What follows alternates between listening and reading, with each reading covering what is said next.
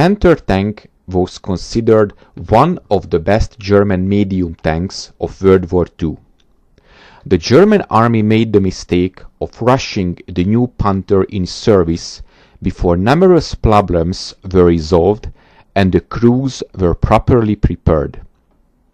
Its combat debut during Operation Citadel in 1943 became a real disaster.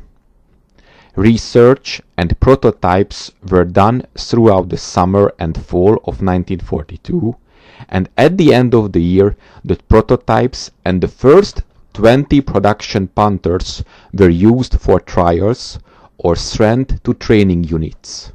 None were used in combat. By the 12th of May 1943, 250 Panthers were planned to be delivered to the army, and Hitler insisted that the new Panthers must be available for the upcoming Operation Citadel. But there were technological difficulties during manufacturing and acceptance of the new tanks.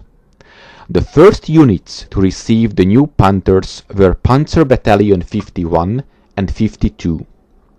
The crews consisted of very few veterans with combat experience, and the command elements were mostly made up of untested reserve officers. The Panther crews were trained at the Grafenwehr Center, initially using Panzer IV tanks, and later they received the Panthers along with engineers and designers for support. The crews only received training at the platoon level.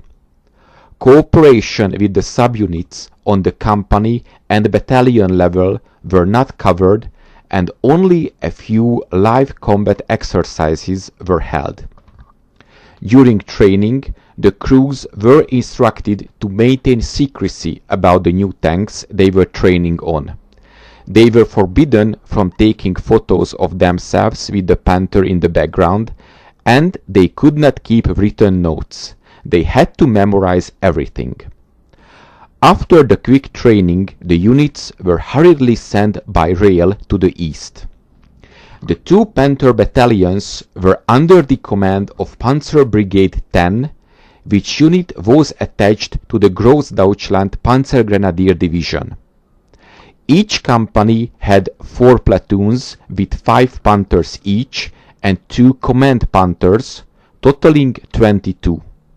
There were also 2 Berge Panther recovery vehicles, making a total of 204 Panthers of various types in the unit.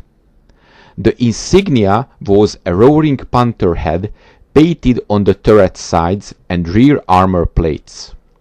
It was probably not an official insignia, since it was not painted on the regimental command Panthers. It was painted on all Panthers of Panzer Battalion 52. The 5th company was white, the 6th company was blue, the 7th was black, and the 8th was brown. Due to high number of technical failures and engine fires, 2 Panthers burned en route between the rail station and the front lines.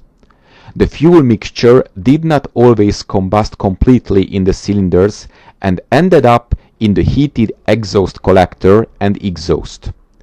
The fuel mixture often exploded, and sometimes electrical wires caught fire from that.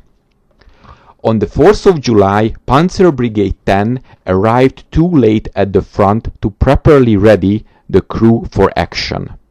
The commanders and crews were not able to familiarize themselves with map details and conduct field reconnaissance or check communications with other units. Radio silence was strict, and radio tuning could only begin after the start of the assault. The Panther units had no developed procedures for working with the battalions, and radio communication between individual Panthers were not checked. On the 5th of July, early in the morning, the German units started the assault across the entire front. At 8:30, after replenishing ammunition stocks and fueling up, the Panzer Brigade 10 went on the assault.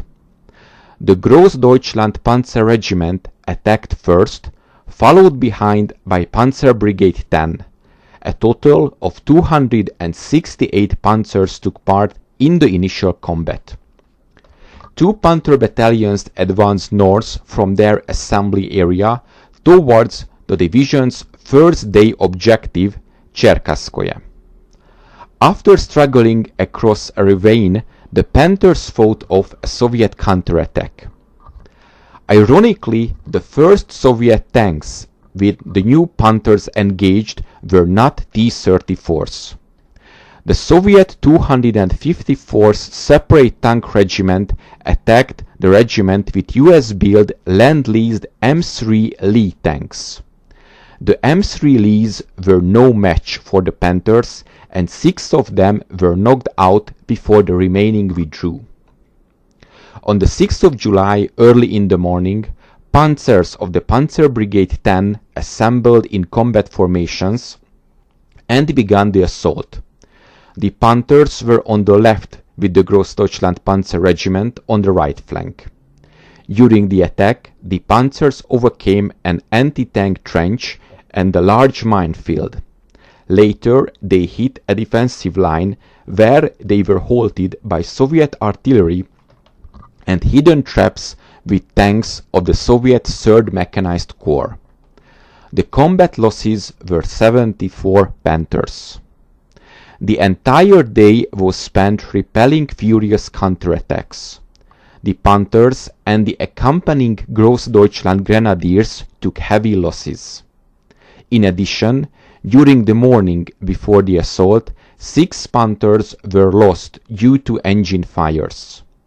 3 more were knocked out by 80 guns and 1 by ground attack aircraft. By the evening, 20 operational Panthers remained. During the combat between the 8th and 10th of July, the combat efficiency of the Panzer Regiment rapidly declined. 10 Panthers remained operational by the evening of the 10th, 25 Panzers were totally destroyed, 65 Panthers were being repaired, and another 100 awaiting repair. On the 12th of July, units of the Panzer Brigade 10 were withdrawn from combat. During the evening, after being informed of the Allied invasion of Sicily and fearing of future landings in Italy and southern France, Hitler issued orders to his generals to terminate Operation Citadel.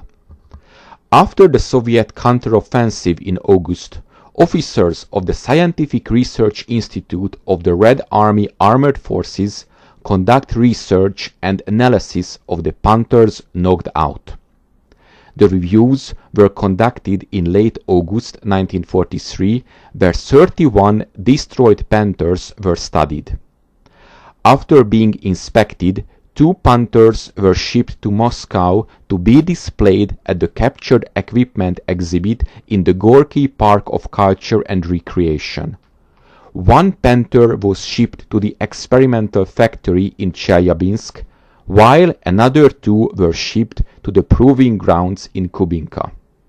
It was subjected to live fire trials using a T-34 tank.